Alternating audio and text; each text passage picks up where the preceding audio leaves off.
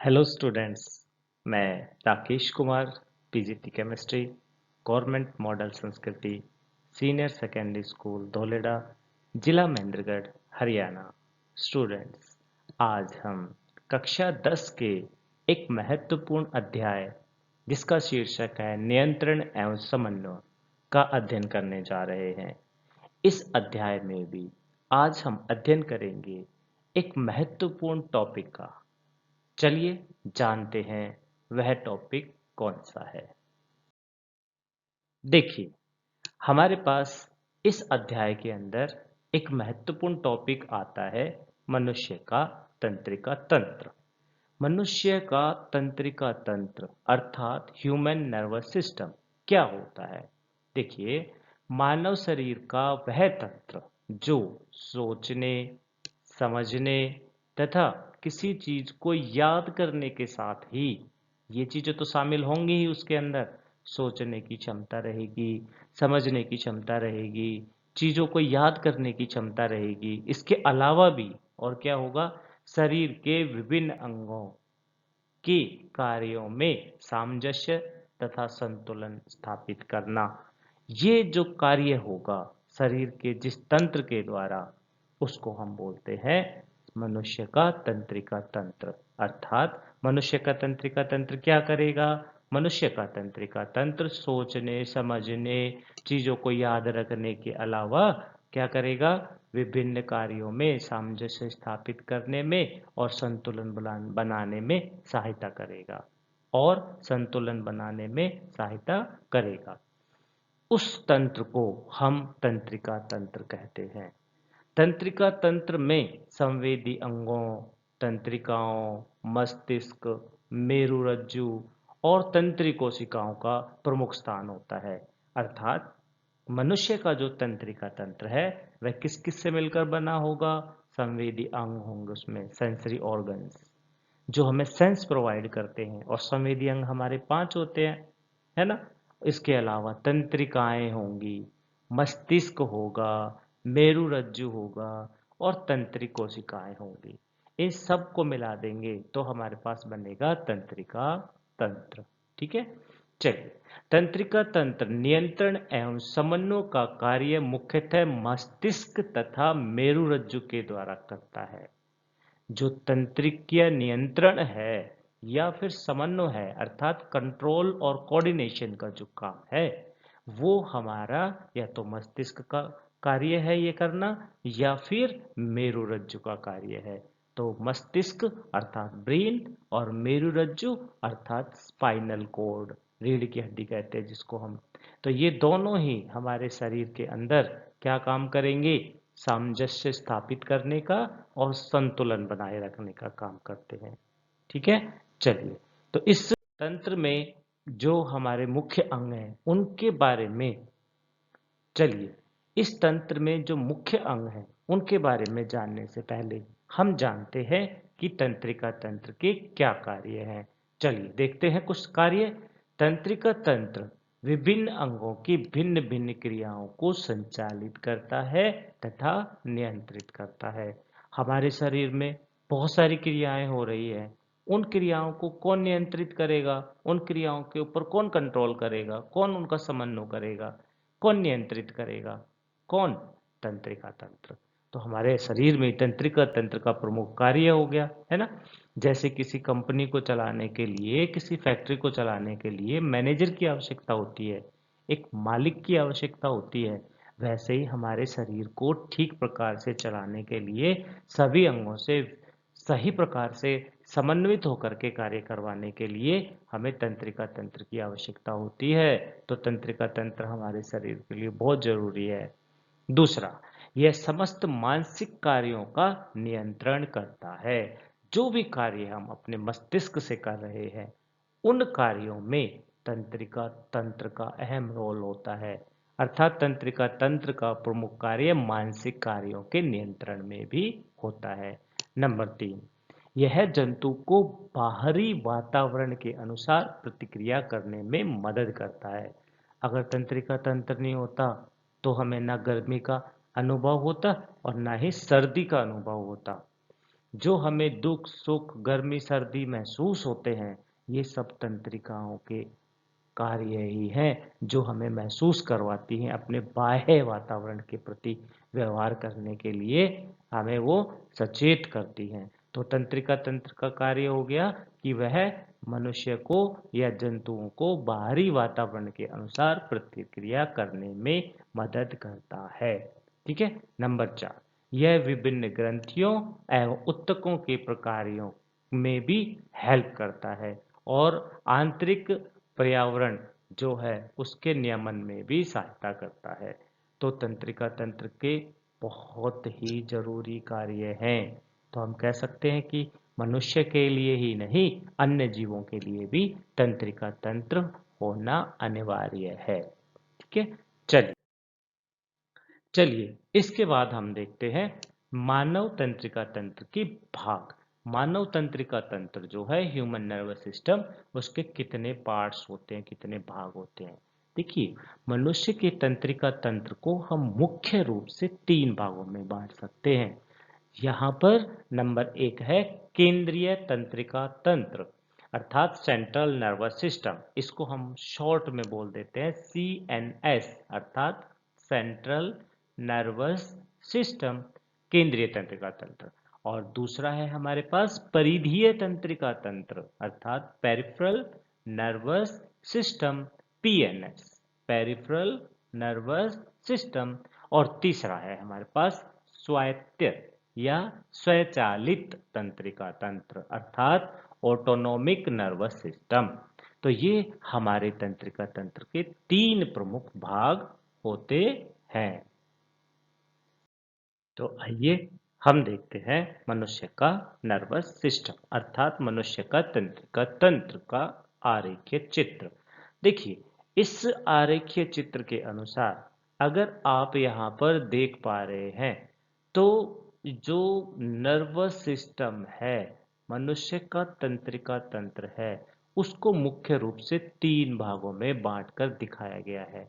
Number 1 है केंद्रीय तंत्रिका तंत्र, अर्थात सेंट्रल नर्वस सिस्टम।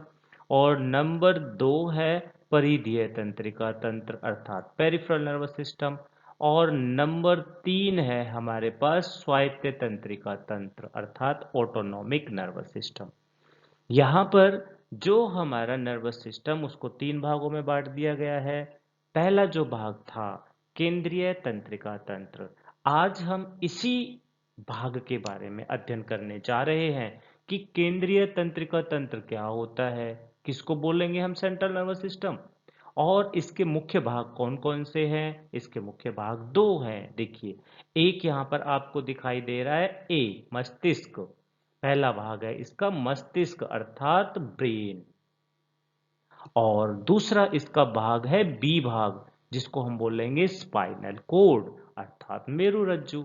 तो केंद्रीय तंत्रिका तंत्र अर्थात सेंट्रल नर्वस सिस्टम, जिसको शॉर्ट में बोला जाएगा CNS, के मुख्य रूप से 2 भाग होते हैं, मस्तिष्क और मेरुरज्जु।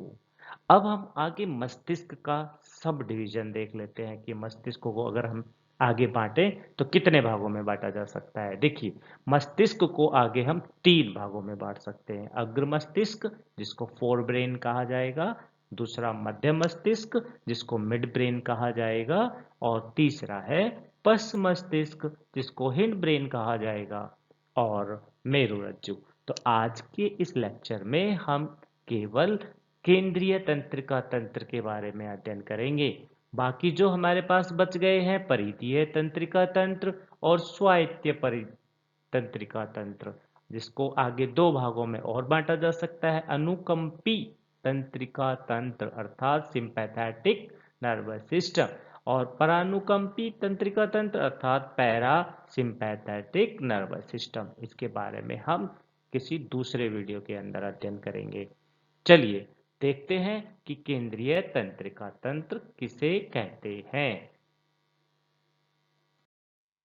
ये देखिए, केंद्रीय तंत्रिका तंत्र अर्थात सेंट्रल नर्वस सिस्टम बहुत ही जरूरी है हमारे शरीर के अंदर।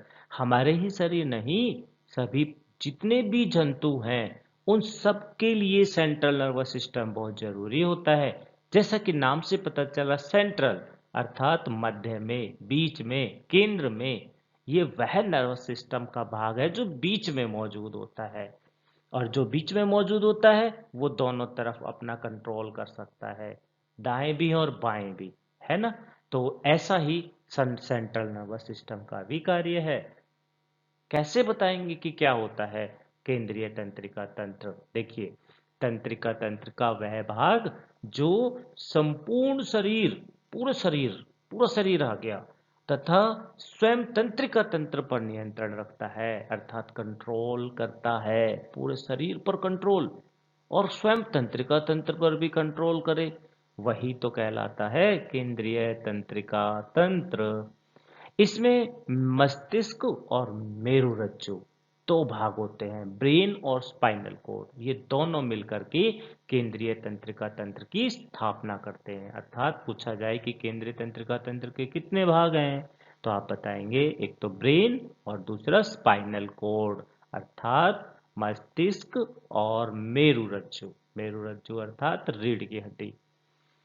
जो मस्तिष्क होता है ना, वो मेरुरज्जु का ही बढ़ा हुआ भाग होता है। आगे हम एक चित्र देखेंगे, आप उसका ध्यान से अवलोकन करना, उसमें हम दिखाएंगे मेरुरज्जु क्या होती है। और मेरुरज्जु का जो ऊपर की ओर बढ़ा हुआ भाग होगा वही कहलाता है मस्तिष्क। तो मस्तिष्क को हम मेरुरज्जु का ही एक बढ़ा हुआ भाग मान लेते हैं। ठीक है, चलिए इसके बाद हम जानते हैं केंद्रीय तंत्र। चलिए इसके बाद हम जानने की कोशिश करते हैं कि केंद्रीय तंत्रिका तंत्र के जो दो भाग वे कैसे होते हैं और कैसे हम उनको बता सकते हैं। सबसे पहले हमारा इसमें आता है मस्तिष्क अर्थात ब्रेन। और ब्रेन किसी भी मनुष्य के लिए बहुत आवश्यक है। अगर उसे सरवाइव करना है, अगर उसे अपने सारे कार्य ठीक प्रकार से करने हैं, अगर उसे सब कुछ अपने नियंत्रण में रखना है, तो मस्तिष्क अर्थात ब्रेन की बहुत ही महत्वपूर्ण भूमिका होती है ना। चलिए जानते हैं कि क्या है मानव मस्तिष्क। देखिए, मस्तिष्क अर्थात ब्रेन मानव शरीर का केंद्रीय सूचना एवं प्रसारण अंग है। इंफॉर्मेशन और ब्रॉडकास्टिंग अर्थात इंफॉर्मेशन को लेना और फिर उस इंफॉर्मेशन पे काम करना और फिर उसको ब्रॉडकास्ट कर देना अर्थात प्रसारण कर देना। जैसे किसी ने हमारे हाथ को छुआ तो उसकी सूचना को ग्रहण करना, उस पे काम करना कि हाथ को हटाना है या वहीं रखना है, उस पे काम करना, सोचना, विचारना, ये सब करना, और फिर जो हमारा अंग है उसको सूचना को काम करके उस पे काम करके और फिर सूचना पे काम करके उसकी प्रतिक्रिया देना, ये सब हमारे मस्तिष्क का कार्य है। तो मस्तिष्क शरीर का केंद्रीय सूचना एवं प्रसारण अंग है।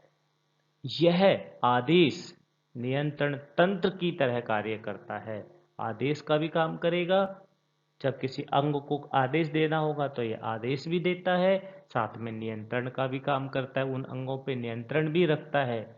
यह ऐच्छिक गमन, ऐच्छिक कौन से होते हैं? ऐच्छिक वे क्रियाएं होती हैं जो इच्छा के अनुसार होती हैं, जो हमारे मस्तिष्क के कंट्रोल में रहती है, ऐच्छिक। तो यह ऐच्छिक गमन, शरीर के संतुलन, प्रमुख अनैच्छिक अंगों के कार्य, अनैच्छिक कार्य वे कार्य जो इच्छा के अनुसार नहीं होते, स्वतः होते रहते हैं। ठीक है, तो ये सभी पर नियंत्रण का कार्य करेगा। यह ऐच्छिक गमन में, शरीर के संतुलन में और अनैच्छिक अंगों के कार्य में, तापमान नियंत्रण में, भूख प्यास के अंदर, ट्रांसपोर्टेशन, हमारे बॉडी के अंदर ब्लड का ट्रांसपोर्टेशन होता है उसमें भी, लय बनाने में, तथा अनेक अंतःस्रावी जो ग्रंथियां होती है उनकी क्रिया करने में और मनुष्य के व्यवहार, इन सब पर नियंत्रण करता है। तो आप समझ सकते हो कि मुश्किल से ही कोई कार्य ऐसा बचा है जो ब्रेन नहीं कर रहा, जो मस्तिष्क के अंतर्गत नहीं आ रहा है ना। चलिए इसके बारे में थोड़ा जानते हम। और मानव का मस्तिष्क, मस्तिष्क कोश के अंदर अर्थात क्रेनियम जिसको कहते हैं, क्रेनियम के अंदर पूरी तरह सुरक्षित होता है। क्रेनियम क्या है? स्कल कहते हैं जिसको एक तरीके से, जो हमारा सिर है उसके ऊपर हड्डियों का एक आवरण है। उस हड्डी के आवरण के अंदर अगर हम देखेंगे तो हमारा मस्तिष्क विद्यमान होता है। तो वो जो बाहर का हमारा आवरण है उसको क्रेनियम बोला जाएगा। जो हड्डी है मस्तिष्क के ऊपर, जो हमारे सिर की हड्डी है, वो क्या कहलाती है? क्रेनियम। क्रेनियम मस्तिष्क को बाहरी आघातों से बचाता है। अगर हमें चोट लग जाती है, हमारा सिर दीवार से टकरा जाता है, हम गिर जाते हैं, रोड से टकरा जाता है, तो जो हमारे अंदर का ब्रेन है ना, वो जो क्रेनियम के अंदर था, क्रेनियम उसको खंडित होने से बचाता है, उसको सुरक्षित रखता है, बाहरी आघातों से बचाता है। अच्छा, क्रेनियम के चारों ओर, क्रेनियम के अंदर की साइड, और जो ब्रेन है, मस्तिष्क है, उसके और क्रेनियम के बीच में हम यह कहेंगे, उसके चारों ओर मेनेंजिस नामक एक आवरण मिलता है। मेनेंजिस याद रखना है आपको, मस्तिष्क के ऊपर और क्रेनियम के नीचे, अर्थात मस्तिष्क और क्रेनियम के बीच में यह एक आवरण होता है। ये आवरण 3 स्तर का, इसके 3 लेवल होते हैं। इस आवरण का सबसे बाहरी जो परत होगा उसको ड्यूरामेटर बोलते हैं, और जो बीच का जो परत होता है उसको हम आर्कनाइड परत कहते हैं, और सबसे अंदर वाली को पायामेटर परत बोला जाता है। तो जो हमारे पास मेनेंजिस है, मेनेंजिस में 3 आवरण होंगे। वो 3 आवरण जो है ड्यूरामेटर, आर्कनाइड और पायामेटर होते हैं। तो आपको याद रखना है ये कि ब्रेन कैसा है, क्या काम कर रहा है, कितने कहाँ पर मौजूद होता है, और कौन सी वो परत है जो उसको चोटों से अर्थात आघातों से बचाती है। तो उसको हम क्रेनियम बोलते हैं। क्रेनियम मस्तिष्क के बीच में भी कुछ लिक्विड भरा होगा, वहाँ पर 3 प्रकार की लेयर होंगी जिसको मेनेंजिस कहते हैं, और मेनेंजिस बाहरी आघातों से भी बचाता है हमें, है ना। तो ये था मस्तिष्क के बारे में। आइए अब जान लेते हैं कि मानव मस्तिष्क के प्रमुख भाग कौन कौन से हैं।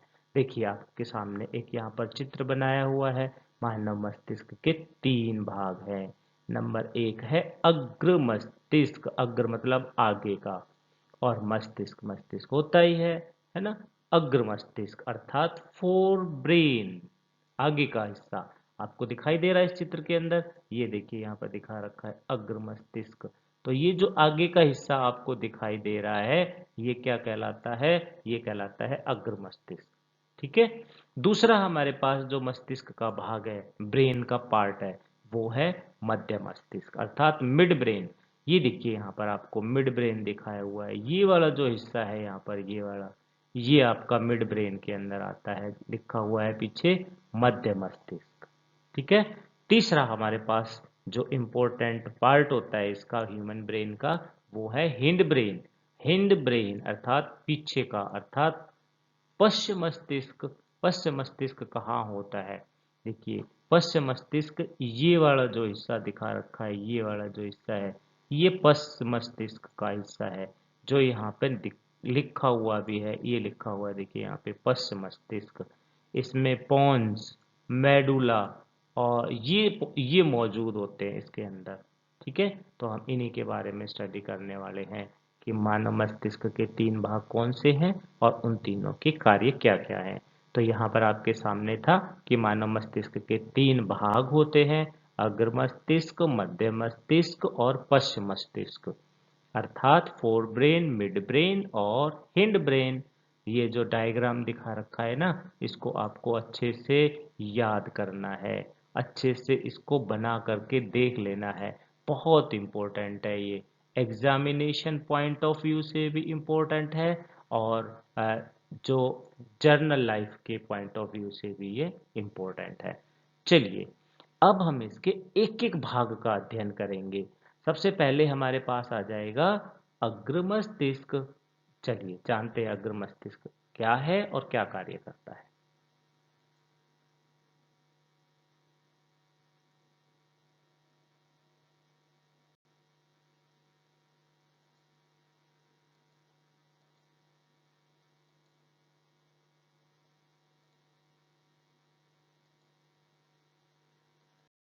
आइए जानते हैं अग्र मस्तिष्क के बारे में कि फोर ब्रेन अर्थात अग्र मस्तिष्क क्या होता है, इसमें क्या क्या चीजें होती हैं और इसके क्या कार्य हैं। देखिए, इसके अंतर्गत घ्राण पिंड, प्रमस्तिष्क और डाइएन्सिफ्लॉन, ये तीन जो भाग हैं अग्र मस्तिष्क के अंदर आते हैं। प्रमस्तिष्क, जिसको हम सेरेब्रम कहते हैं, ये मस्तिष्क का सबसे बड़ा भाग बनाता है। प्रमस्तिष्क पर पाई जाने वाली जो दरारें हमें जो दिखती है ना, अभी हमने मस्तिष्क का चित्र देखा था, तो उसके अंदर हमें बहुत सारी दरारें दिख रही थी, जैसे अंदर धरती के अंदर दरारें पड़ जाती हैं वैसी इसकी सतह धरातल में वृद्धि करती है। जो दरारें होती हैं इसके अंदर, उससे इसके सतह के अंदर, इसके एरिया के अंदर वृद्धि होती है। इसका बाह्य पदार्थ धूसर पदार्थ, जिसको ग्रे मैटर कहते हैं, उससे बना होता है। जो इसका बाह्य भाग है, बाहर की तरफ जो निकला हुआ भाग होगा, उसको ग्रे मैटर से बनाया हुआ होता है। यह श्वेत पदार्थों को ढके रहता है। प्रमस्तिष्क के विभिन्न क्षेत्र विभिन्न क्रियाओं का नियंत्रण और नियमन करते हैं।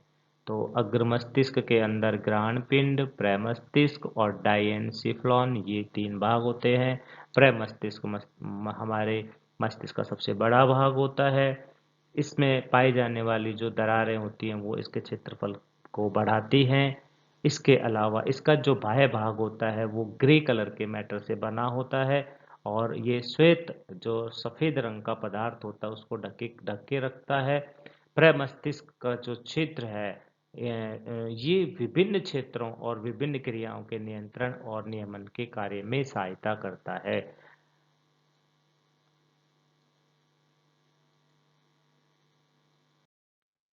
आइए अब देखते हैं कि अग्र मस्तिष्क के क्या कार्य हैं। देखिए, हमने इसके तीन भागों के बारे में पढ़ा कि अग्र मस्तिष्क जो होता है उसके अंदर घ्राण पिंड, जिसको अंग्रेजी में ऑल्फैक्टरी लॉब्स कहते हैं। ऑल्फैक्टरी अर्थात गंध। तो ये गंध जो हमें आती है, जो हमें खुशबू बदबू जो आती है गंध, वो कहाँ से आती है? इन घ्राण पिंडों की सहायता से। इन घ्राण पिंडों के समझ गंध की प्रकार को समझ करके बताने से आती है। तो हमारे मस्तिष्क के अंदर जो घ्राण पिंड है, अग्र मस्तिष्क का एक भाग है, वो हमें गंध का ज्ञान करवाते हैं। दूसरा प्रमस्तिष्क, जो बहुत ही इंपॉर्टेंट भाग है हमारे मस्तिष्क का। प्रमस्तिष्क, जिसको सेरेब्रम कहते हैं, ये स्मृति, सोचने, विचारने, चेतना, तर्क शक्ति, सीखने आदि का कार्य करता है। जितनी भी चीजें हम सीखते हैं, सब प्रमस्तिष्क की सहायता से सीखते हैं। जितने भी हम तर्क करते हैं, तर्क वितर्क करते हैं आपस में, वो जो हमारी तर्क शक्ति है वो भी प्रमस्तिष्क की सहायता से ही हमारे अंदर होती है।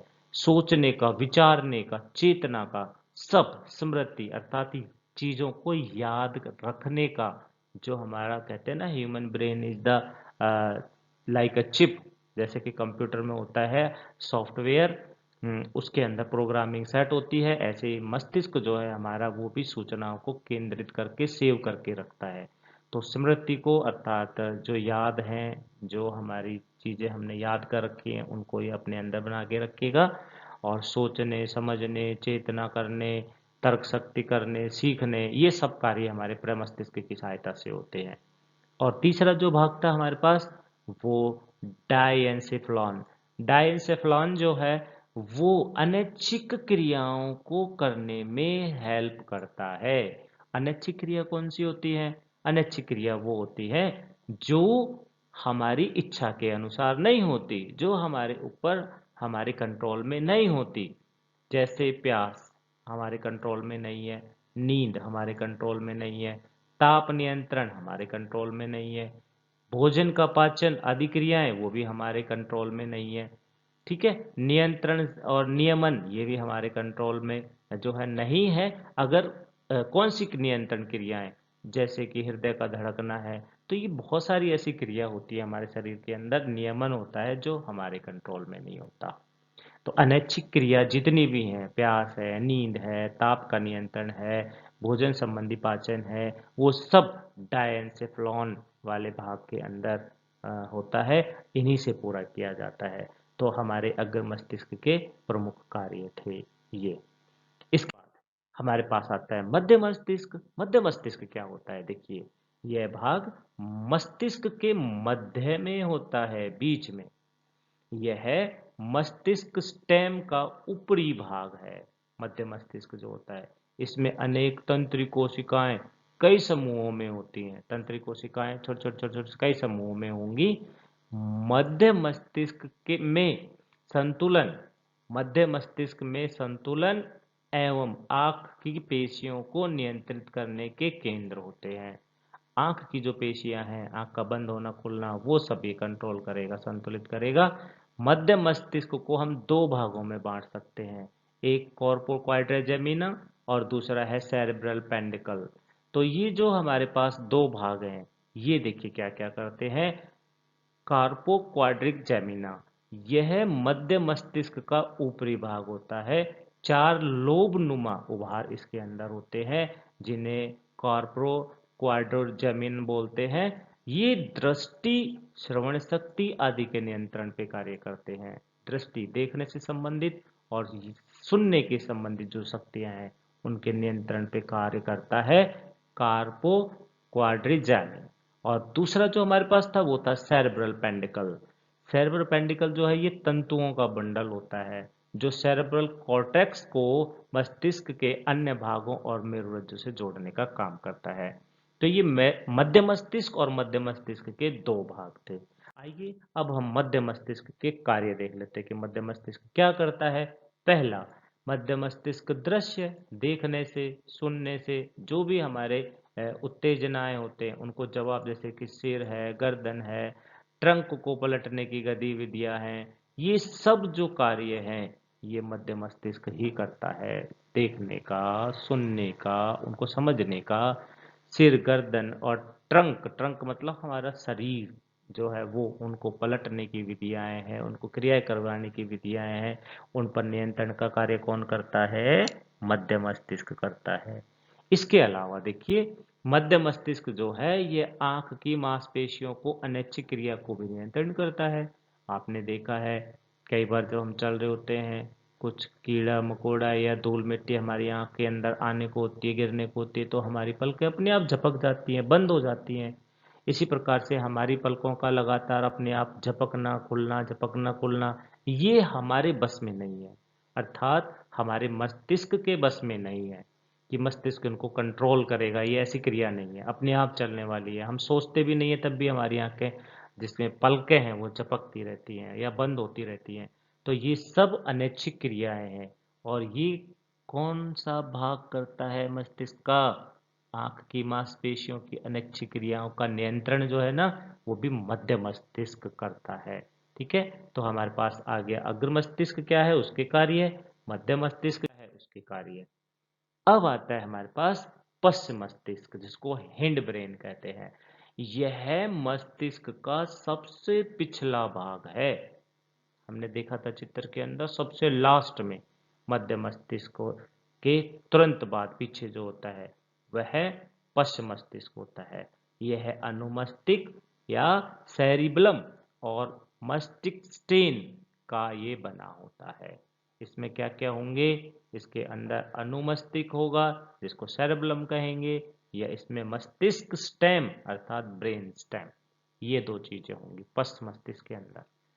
अनुमस्तिष्क क्या करता है, बहुत ही इंपॉर्टेंट है अनुमस्तिष्क का। इसे मेंटेनसिफेनॉन भी बोलते हैं, मेंटेनसिफेलॉन सेरेब्रम को कहते हैं हम।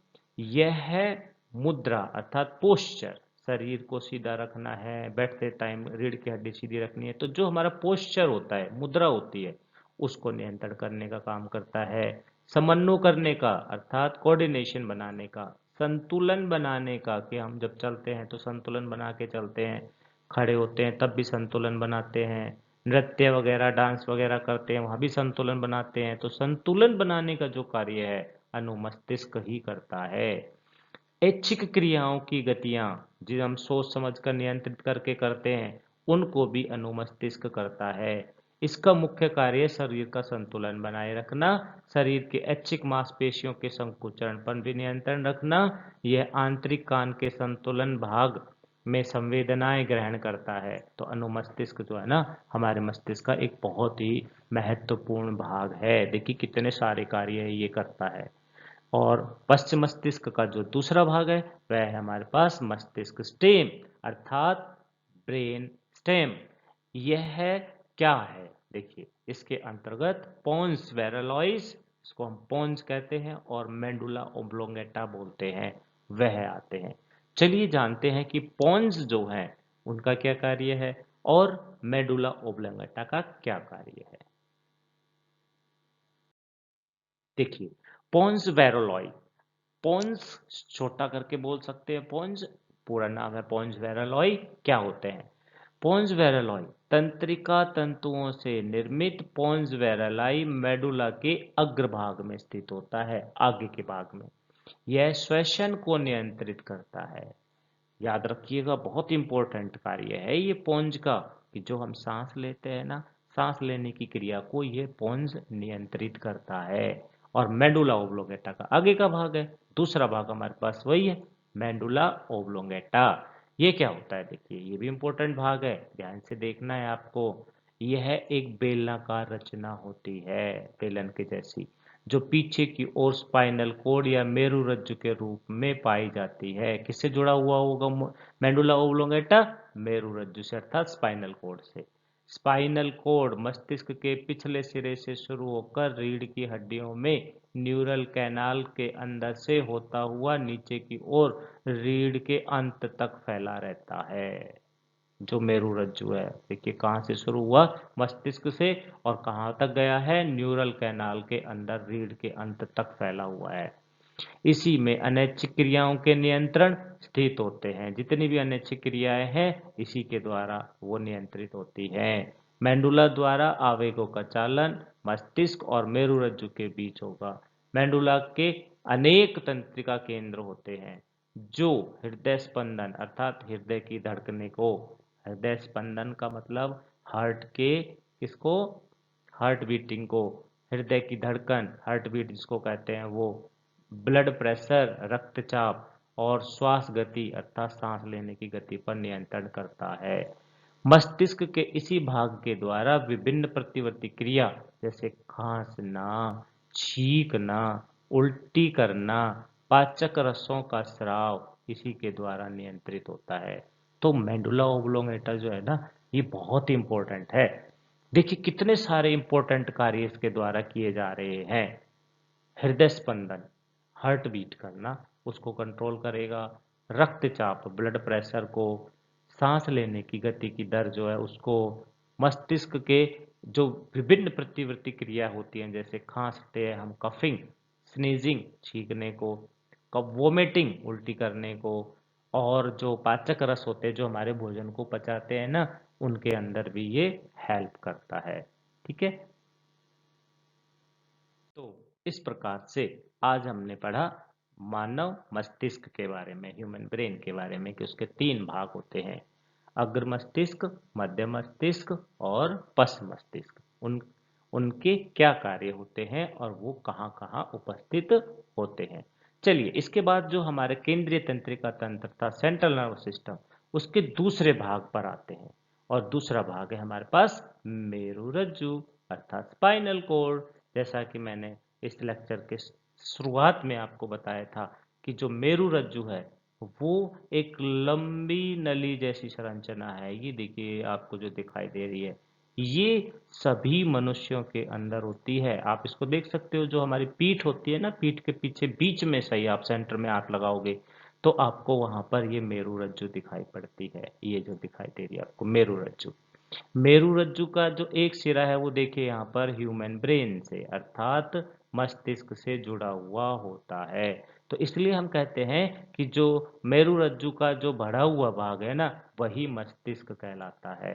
और ये दोनों मिलकर के सेंट्रल नर्वस सिस्टम बनाते हैं। कौन कौन से? ह्यूमन ब्रेन हो गया और मेरुरज्जु हो गई, इन दोनों को मिला देंगे तो ये क्या बना देंगे, ये बना देंगे central nervous system, CNS, central nervous system. ठीक है, चलिए मेरुरज्जु के बारे में थोड़ा जानते हैं और मेरुरज्जु के क्या कार्य हैं उसके बारे में जानते हैं। चलिए सबसे पहले देखिए, मेडुला ओब्लोंगेटा का पिछला भाग मेरुरज्जु बनाता है। अभी हमने मेडुला ओब्लोंगेटा पढ़ा था जो हमारे पश्च मस्तिष्क का दूसरा भाग था। तो ये जो मेडुला ओब्लोंगेटा है, देखिए यहाँ पे दिखाया हुआ है, ये मेडुला ओब्लोंगेटा, इसके बाद से यहाँ से नीचे से क्या शुरू हो गई है, मेरुरज्जु। तो मेडुला ओब्लोंगेटा का जो पिछला भाग होता है, लास्ट भाग होता है, वह मेरुरज्जु बनाने का काम करता है। मेरुरज्जु का अंतिम सिरा एक पतले सूत्र के रूप में होता है। अंतिम सिरा कौन सा हो गया, देखिए यहाँ पर ये वाला, ये एक पतला सूत्र, सूत्र मतलब धागे की तरह, तो एक पतले धागे की तरह होता है ना। मेरुरज्जु के चारों ओर भी ड्यूरोमेटर, ऑक्नाइड और पायरोमीटर का बना आवरण होता है। जैसे हमारे इस ब्रेन के चारों ओर था ना एक आवरण बना हुआ था इन तीनों चीजों का, उसी प्रकार से इस स्पाइनल कोड के चारों ओर भी इसको इसको भी शॉक से बचाने के लिए, इसको भी नुकसान से बचाने के लिए इसके चारों ओर भी तीन जो परत हैं, ड्यूरोमेटर, ऑक्नाइड और पायरोमीटर, इनकी लेयरिंग होती है। ठीक है, जो इसे बचाती है, इस पे आघात से बचाती है। अगला, मेरुरज्जु बेलनाकार, खोखली तथा पृष्ठ एवं प्रतिपृष्ठ तल पर चपटी होती है। अंदर से खोखली है ना, जिसमें द्रव भरा हुआ होगा, और इनके पृष्ठ और प्रतिपृष्ठ जो है वो चपटे होते हैं, गोल नहीं होते, चपटे आकार की होती है। इसकी दोनों सतहों पर एक एक खांच पाई जाती है, जिन्हें क्रमशः हम डोर्सल फिशर या वेंट्रल फिशर भी बोलते हैं। डोर्सल फिशर और वेंट्रल फिशर कहते हैं। मेरुरज्जु के मध्य एक संकरी नाल पाई जाती है, बिल्कुल बीच में, यहाँ बीच में, ये जो है, ये देखिए ये वाली, इसके अंदर एक पतली संकरी नाल का मतलब है बहुत ही पतली, इसके अंदर एक पाइप जैसी, जैसी पाइप होती है वैसी संरचना पाई जाती है, जिसे केंद्रीय नाल का नाम दिया गया है, सेंट्रल कैनाल, है ना। इस केंद्रीय नाल के अंदर सेरिब्रोस्पाइनल द्रव भरा होता है, सेरिब्रोस्पाइनल लिक्विड वो भरा होता है, सेरिब्रोस्पाइनल लिक्विड वो भरा हुआ होता है। इस मेरुरज्जु के अंदर जो छोटी सी नाल पाई जाती है, संकरी नाल, सिकुड़ी हुई नाल, उसके अंदर एक लिक्विड भरा होता है जिसको हम सेरिब्रोस्पाइनल लिक्विड बोलते हैं। ठीक है, तो ये था हमारे पास कि मेरुरज्जु कैसी होती है और कहाँ होती है। इसके बाद हम चलते हैं कि जो मेरुरज्जु है उसकी कार्य क्या है, क्या क्या कार्य करती है मेरुरज्जु स्पाइनल कोड जो है, देखिए बहुत इंपॉर्टेंट है। यह साधारणतः प्रतिवर्ती क्रियाओं जैसे घुटने के झटके का प्रत्युत्तर देना, स्वयं मेरुरज्जु चालित प्रतिक्रियाओं को जैसे मूत्राशय का सिकुड़ना आदि क्रियाओं के समन्वय केंद्र का कार्य करती है। स्पाइनल कोड का तो बहुत ही इम्पोर्टेंट रोल है, प्रतिवर्ती क्रियाओं में सहायता करती है। प्रतिवर्ती क्रिया क्या होती है, प्रतिवर्ती क्रिया वो होती है जिनमें हम अपना मस्तिष्क का इस्तेमाल नहीं करते और उसका जो रिस्पॉन्स है, अर्थात प्रतिवर्ती क्रिया है, अर्थात उसके अंदर जो उसका जवाब है क्रिया का वो दे दिया जाता है। जैसे इसको आप ऐसे समझिए कि प्रतिवर्ती क्रिया क्या होती है, ये प्रश्न भी है हमारे इस पाठ्यक्रम के अंदर, प्रतिवर्ती क्रिया क्या होती है। देखिए हमारा हाथ है और अगर हमारा हाथ वहाँ पर गलती से किसी गरम प्लेट के ऊपर वहाँ पे छू जाता है, हम किचन में गए और वहाँ पर जो प्लेट है वो गर्म है और गर्म प्लेट के ऊपर वहाँ पर हमारा जो हाथ है वो लग गया है मान लीजिए, तो क्या होगा, हमारा हाथ अपने आप से झटक जाएगा, दूर हट जाएगा। क्यों हट गया इस गरम प्लेट से हमारा हाथ, किसने, जबकि हमारा ब्रेन वहां पर काम नहीं कर रहा, हमारा जो मस्तिष्क है वहां पर उसने कोई क्रिया नहीं की, फिर भी हमने वहां से हाथ को हटा लिया अचानक से, तो इसमें किसने कार्य किया, यहाँ पर काम किया मेरुरज्जु ने। यहाँ से जो इसकी गर्म होने की जो सूचना है वो जाएगी स्पाइनल कोड तक, स्पाइनल कोड अर्थात मेरुरज्जु वहां पर उसको संदेश देगी कि अपना हाथ को पीछे हटा लो, तो वो जाएगा संदेश उसके जो पेशियां हैं वहां तक पहुंचेगा, पेशियां सिकुड़ जाएंगी और हमारा हाथ वहां से हट जाएगा। तो इस प्रकार की क्रिया जो मस्तिष्क के अभाव में मेरुरज्जु द्वारा की जाती है उसको हम कहते हैं प्रतिवर्ती क्रिया। ठीक है, जैसे गर्म प्लेट से हाथ का हटाना। दूसरा देखिए मेरुरज्जु का कार्य, यह मस्तिष्क और सुषुम्ना के मध्य संचार का कार्य करती है। तीसरा, यह प्रतिवर्ती क्रियाओं का नियंत्रण और समन्वय का कार्य करती है। चौथा, यह मस्तिष्क से आने वाले उद्दीपनों का संवहन करती है। जो मस्तिष्क से आने वाले जो संवहन है, उद्दीपन है, जो मस्तिष्क से आने वाले उद्दीपन है, उनका ये संवहन करती है, अर्थात शरीर के अंदर संचारित करने में सहायता करती है। तो ये था मेरुरज्जु की कार्य। ठीक है।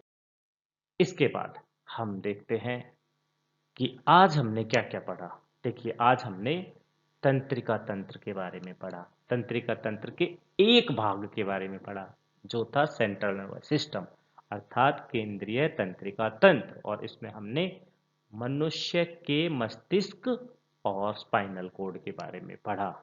ठीक है। आइए अब इनसे संबंधित हम कुछ प्रश्न भी देख लेते हैं। पहला प्रश्न है हमारे पास, मेरुरज्जु के क्या कार्य हैं? आप बताइएगा मेरुरज्जु के क्या कार्य हैं, अभी हमने पढ़ा।